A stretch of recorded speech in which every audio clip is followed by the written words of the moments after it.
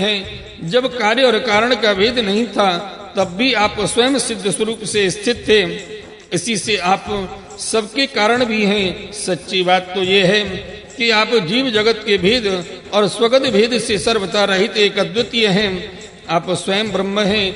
आप मुझ पर प्रसन्न हो। हे प्रभु, आपकी ही शक्तियां वादी प्रतिवादियों के विवाद और संवाद एक मत का विषय होती है और उन्हें बार बार मुंह में डाल दिया करती हैं। आप अनंत अप्राकृत कल्याण गुण गणों से युक्त एवं स्वयं अनंत हैं। मैं आपको नमस्कार करता हूँ।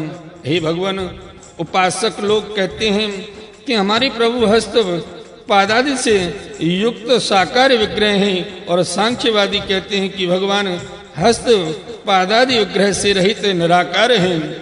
यद्यपि इस प्रकार वे एक ही वस्तु के दो परस्पर विरोधी धर्मों का वर्णन करते हैं, परंतु फिर भी उसमें विरोध नहीं है, क्योंकि दोनों एक ही परम वस्तु में स्थित हैं। बिना आधार के हाथ पैर आदि का होना संभव नहीं और निषेध की भी कोई न कोई अवधि होनी ही चाहिए। आप वही आधार और निषेध की अवधि हैं, इसलिए आप साकार निराकार दोनों से ही अविरुद्ध सम परम ब्रह्म हैं। हे प्रभु, आप अनंत हैं। आपका न कोई प्राकृत नाम है और न कोई प्राकृत रूप, फिर भी जो आपके चरण कमलों का भजन करते हैं उन पर अनुग्रह करने के लिए आप अनेक रूपों में प्रकट होकर अनेकों लीलाएं करते हैं तथा उन रूपों एवं लीलाओं के अनुसार अनेकों नाम धारण कर लेते हैं। हे परमात्मा, आप मुझ पर कृपा प्रसाद कीजिए।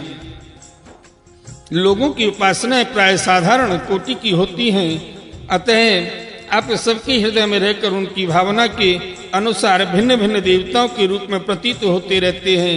ठीक वैसे ही जैसे हवा गंध का आश्रय लेकर सुगंधित प्रतीत होती है परंतु वास्तव में सुगंधित नहीं होती, ऐसे सब की भावनाओं का अनुसरण करने वाले प्रभु मेरी अभिलाषा पूर्ण कीजिए। श्री सुखदेव जी कहते हैं, हे परीक्षित, विंध्याचल के अघमर्षण तीर्थ में जब प्रजापति दक्ष ने इस प्रकार स्तुति की तब भक्तवत्सल भगवान उनके सामने प्रकट हुए। बोलिए भक्तवत्सल भगवान की जय। उस समय भगवान गरुड़ की कंधों पर चरण रखे हुए थे। विशाल एवं हृष्ट पुष्ट 8 भुजाएं थी, उनमें शंख चक्र तलवार ढाल बाण धनुष पाश और गदा धारण किए हुए थे। वर्षा कालीन मेघ के समान श्यामल शरीर पर पीतांबर फहरा रहा था। मुखमंडल प्रफुल्लित था, नेत्रों से प्रसाद की वर्षा हो रही थी। घुटनों तक वनमाला लटक रही थी। वक्षस्थल पर सुनहरी रेखा श्रीवत्स चिन्ह और गले में कौस्तुभ मणि जगमगा रही थी। बहुमूल्य किरीट कंगन मकराकृत कुंडल करधनी अंगूठी कड़ी नूपुर और बाजूबंद अपने अपने स्थान पर सुशोभित थे। त्रिभुवनपति भगवान ने त्रैलोक्य मोहन रूप धारण कर रखा था। नारद नंद सुनंद आदि पार्षद उनके चारों ओर खड़े थे। इंद्र आदि देवेश्वरगण स्तुति कर रहे थे तथा सिंध गंधर्व और चारण भगवान के गुणों का गान कर रहे थे। वह अत्यंत आश्चर्यमय और अलौकिक रूप देखकर दक्ष प्रजापति कुछ सहम गए। प्रजापति दक्ष ने आनंद से भरकर भगवान के चरणों में साष्टांग प्रणाम किया। जैसी झरनों के जल से नदियां भर जाती हैं, वैसे ही परमानंद के उद्वेग से उनकी एक एक इंद्रिय भर गई और आनंद परवश हो जाने के कारण वे कुछ बोल न सके। हे परीक्षित, प्रजापति दक्ष अत्यंत नम्रता से झुककर भगवान के सामने खड़े हो गए। भगवान सबके हृदय की बात जानते ही हैं। उन्होंने दक्ष प्रजापति की भक्ति और प्रजावृद्धि की कामना देखकर उनसे यूं कहा। श्री भगवान ने कहा, परम भाग्यवान दक्ष, अब तुम्हारी तपस्या सिद्ध हो गई, क्योंकि मुझ पर श्रद्धा करने से तुम्हारे हृदय में मेरे प्रति परम प्रेम भाव का उदय हो गया है। प्रजापति, तुमने इस विश्व की वृद्धि के लिए तपस्या की है, इसलिए मैं तुम पर प्रसन्न हूँ, क्योंकि यह मेरी ही इच्छा है कि जगत के समस्त प्राणी अभिवृद्ध और समृद्ध हों। ब्रह्मा शंकर तुम्हारे जैसे प्रजापति स्वयं आदि मनु तथा इंद्रादि देवेश्वर ये सब मेरी विभूतियां हैं और सभी प्राणियों की अभिवृद्धि करने वाले हैं। हे ब्रह्मन, तपस्या मेरा हृदय है, मेरा शरीर है, कर्म आकृति है, यज्ञ अंग है, धर्म मन है और देवता प्राण है। जब यह सृष्टि नहीं थी तब केवल मैं ही था, और वह भी निष्क्रिय रूप में, बाहर भीतर कहीं भी और कुछ न था। न तो कोई दृष्टा था और न दृश्य, मैं केवल ज्ञान स्वरूप और अव्यक्त था। ऐसा समझ लो मानो सवोर सुषुप्ति ही सुषुप्ति छा रही हो। प्रिय दक्ष, मैं अनंत गुणों का आधार एवं स्वयं अनंत हूँ। जब गुणमयी माया की क्षोभ से यह ब्रह्मांड शरीर प्रकट हुआ, तब इसमें अयु निज आदि पुरुष ब्रह्मा उत्पन्न हुए। तब मैंने उनमें शक्ति और चेतना का संचार किया। तब देव शिरोमणि ब्रह्मा सृष्टि करने के लिए उद्यत हुए, परंतु उन्होंने अपने को सृष्टि कार्य में असमर्थ सा पाया। उस समय मैंने उन्हें आज्ञा दी कि तप करो। तब उन्होंने घोर तपस्या की, और उस तपस्या के प्रभाव से पहले तुम 9 प्रजापतियों की सृष्टि की।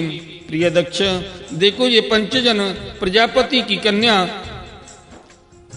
अश्विन की है, इसे तुम अपनी पत्नी के रूप में ग्रहण करो। अब तुम गृहस्थोचित स्त्री सहवास रूप धर्म को स्वीकार करो। यह अश्विन की भी उसी धर्म को स्वीकार करेगी, तब तुम इसके द्वारा बहुत सी प्रजा उत्पन्न कर सकोगे।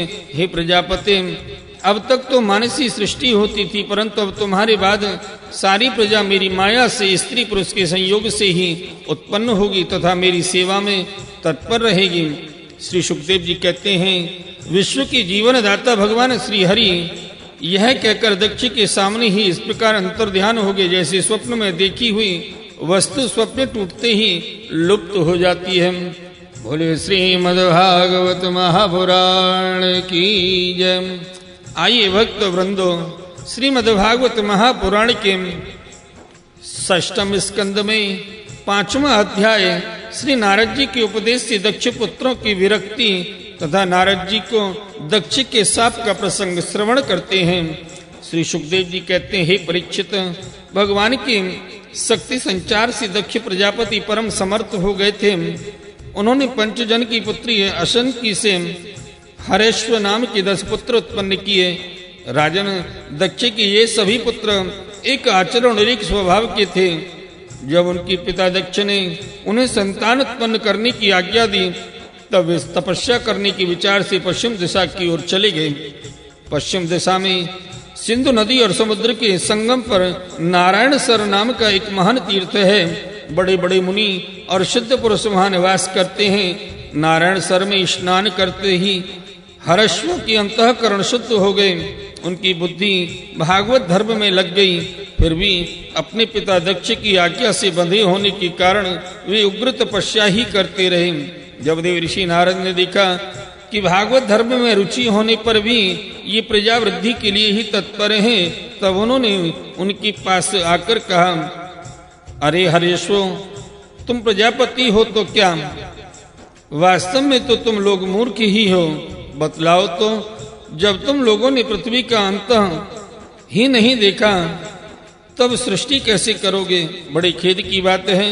देखो, एक ऐसा देश है जिसमें एक ही पुरुष है, एक ऐसा बिल है जिससे बाहर निकलने का रास्ता ही नहीं है, एक ऐसी स्त्री है जो बहुरूपिणी है, एक ऐसा पुरुष है जो व्यभिचारिणी का पति है, एक ऐसी नदी है जो आगे पीछे दोनों ओर बहती है, एक ऐसा विचित्र घर है जो 25 पदार्थों से बना है, एक ऐसा हंस है जिसकी कहानी बड़ी विचित्र है, एक ऐसा चक्र है जो छुरे एवं वज्र से बना हुआ है और अपने आप घूमता रहता है। मूर्ख हर्षो, जब तक तुम लोग अपने सर्वज्ञ पिता के उचित आदेश को समझ नहीं लोगे और इन उपर्युक्त वस्तुओं को देख नहीं लोगे, तब तक उनकी आज्ञा अनुसार सृष्टि कैसे कर सकोगे। श्री सुखदेव जी कहते हैं, परीक्षित, हर्यश्व जन्म से ही बड़े बुद्धिमान थे। वे देवऋषि नारद की यह पहली ये गुण वचन सुनकर अपनी बुद्धि से स्वयं ही विचार करने लगे। देवऋषि नारद का कहना तो सच है। यह लिंग शरीर ही, जिसे साधारणतः जीव कहते हैं, पृथ्वी है और यही आत्मा का अनादि बंधन है। इसका अंत विनाश देखे बिना मोक्ष के अनुपयोगी कर्मों में लगे रहने से क्या लाभ है। सचमुच ईश्वर एक ही है। वह जागृत आदि तीनों अवस्थाओं और उनके अभिमानियों से भिन्न उनका साक्षी तुरीय है। वही सबका आश्रय है, परंतु उसका आश्रय कोई नहीं है। वे भगवान हैं उस प्रकृति आदि से अतीत नित्य मुक्त परमात्मा को देखे बिना भगवान के प्रति असमर्पित कर्मों से जीव को क्या लाभ है। जैसे मनुष्य बलिरूप पाताल में प्रवेश करके वहां से नहीं लौट पाता, वैसे ही जीव जिसको प्राप्त होकर फिर संसार में नहीं लौटता, जो स्वयं अंत ज्योतिर्स्वरूप है, उस परमात्मा को जाने बिना विनाशवान स्वर्ग आदि फल देने वाले कर्मों को करने से क्या लाभ है। यह अपनी बुद्धि ही बहुरूपिणी और सत्वरज आदि गुणों को धारण करने वाली व्यभिचारिणी स्त्री के समान है। इस जीवन में इसका अंत जाने बिना, विवेक प्राप्त किए बिना अशांति को अधिकाधिक बढ़ाने वाले कर्म करने का प्रयोजन ही क्या है। यदि बुद्धि ही कुलटा स्त्री के समान है, इसके संग से जीव रूप पुरुष का ऐश्वर्य, इसकी स्वतंत्रता नष्ट हो गई है। इसी के पीछे पीछे वह कुलटा स्त्री के पति की भांति न जाने कहां कहां भटक रहा है।